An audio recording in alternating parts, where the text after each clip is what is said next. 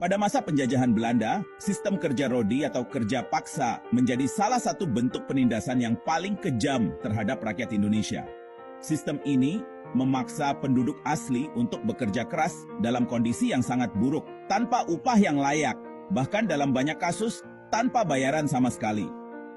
Salah satu contoh paling terkenal adalah proyek pembangunan Jalan Anyer Panarukan yang dilaksanakan antara tahun 1808 hingga 1811 di bawah pimpinan Gubernur Jenderal Belanda Herman Willem Daendels.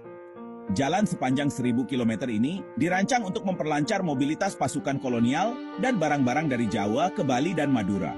Namun bagi rakyat Indonesia, proyek ini menjadi mimpi buruk. Mereka dipaksa bekerja tanpa ampun, mengangkut material berat, dan membangun jalan dalam kondisi yang sangat buruk.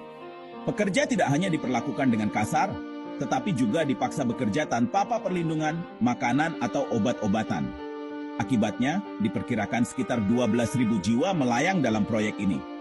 Namun, ada cerita lain yang jarang terdengar. Pemerintah kolonial Belanda sebenarnya menganggarkan 3.000 ringgit untuk membayar para pekerja. Tetapi banyak dana ini yang tidak sampai ke tangan para korban kerja paksa. Pejabat lokal dan bupati yang seharusnya mengelola anggaran ini justru mengkorupsinya, sehingga penderitaan rakyat semakin berat. Rakyat yang seharusnya menerima upah justru semakin miskin dan melarat. Selain proyek jalan tol Anyer Panarukan, ada banyak contoh lain dari kerja paksa yang diterapkan oleh Belanda di berbagai daerah di Indonesia.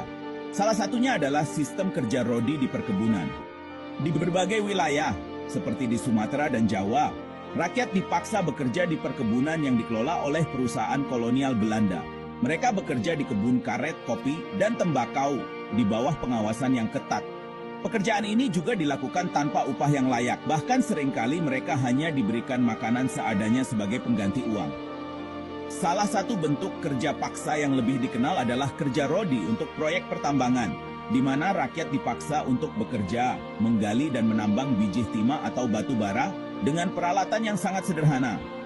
Tidak jarang mereka bekerja di bawah ancaman hukuman berat jika tidak memenuhi kuota atau tidak dapat bekerja dengan cepat. Kondisi kerja yang keras ini seringkali menyebabkan banyak orang jatuh sakit dan meninggal dunia akibat kelelahan atau kecelakaan.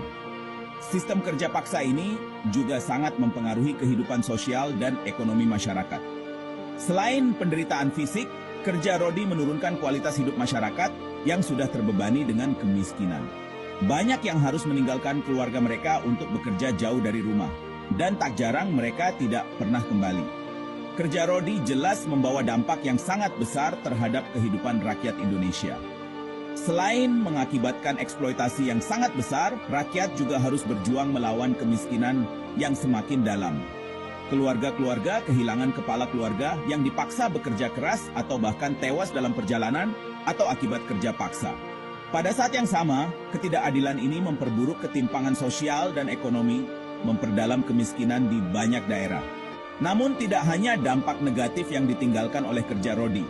Salah satu dampak yang paling penting adalah pembangkitan kesadaran nasional. Penderitaan yang dialami rakyat akibat kerja paksa ini menjadi salah satu pemicu penting dalam perkembangan semangat perjuangan untuk merdeka. Rakyat Indonesia mulai merasakan perlunya persatuan, dan secara perlahan lahir kesadaran bahwa penjajahan harus dihentikan.